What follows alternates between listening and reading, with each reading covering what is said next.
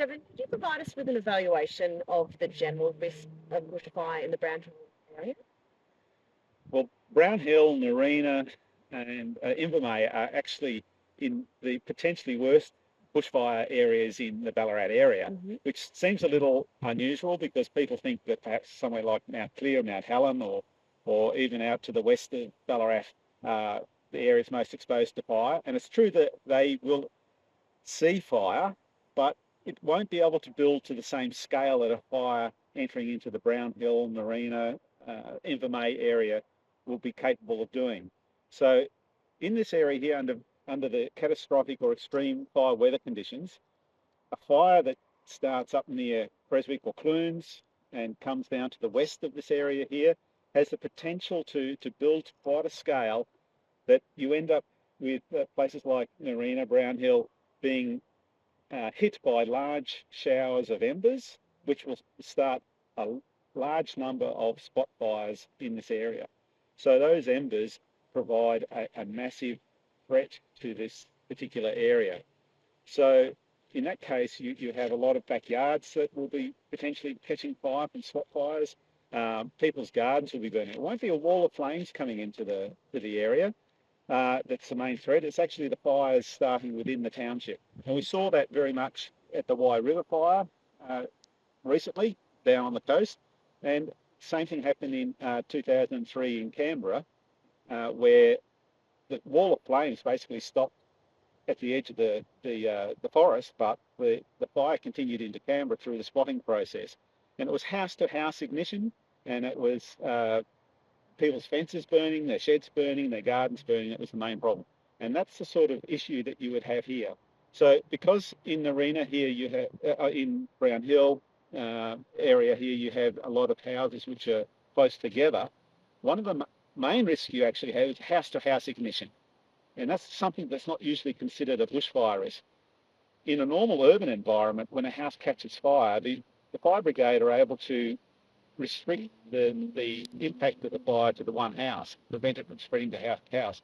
But in a major bushfire event, there aren't enough firefighters and fire trucks to protect all the houses, so the chance for house-to-house ignition is quite pronounced in an area like this.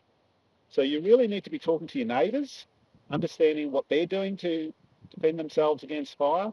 You need to be looking at what you're doing to protect your house from catching alight in the first place. And it needs to really be a neighbourhood effort in trying to defend your house. A lot of these things have to be done well in advance of a fire season. You can't do it on the day that the fire has started.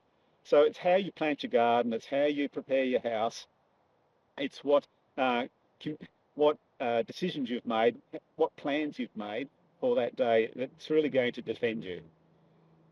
So that's in a big fire event, but we're also subjected to more smaller fires under milder conditions on a more regular basis. In a place like Brown Hill here, we can have a fire coming down Yarrawee Creek, for example, and that can certainly impact on the backyards of a lot of houses, and that provides an easier to deal with level of bushfire risk, but still potentially life-threatening and house-losing.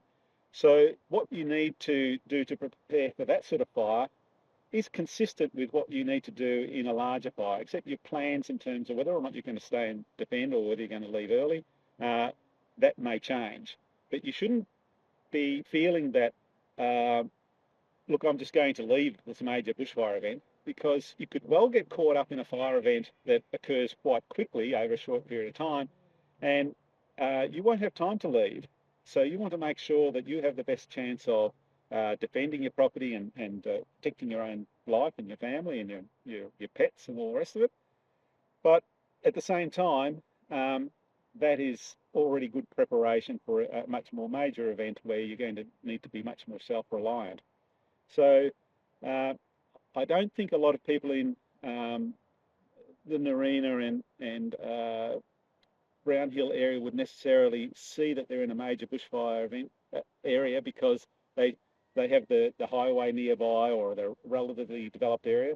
But the fact that we have this forest between Creswick and Ballarat and a bit of a mountain range there actually means that it's a major an area where a major fire could actually impact in the area. When it does impact under those really severe conditions, it will impact a large area very quickly.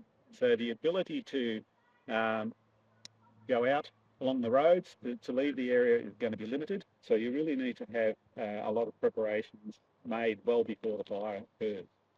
Thanks very much, Kevin.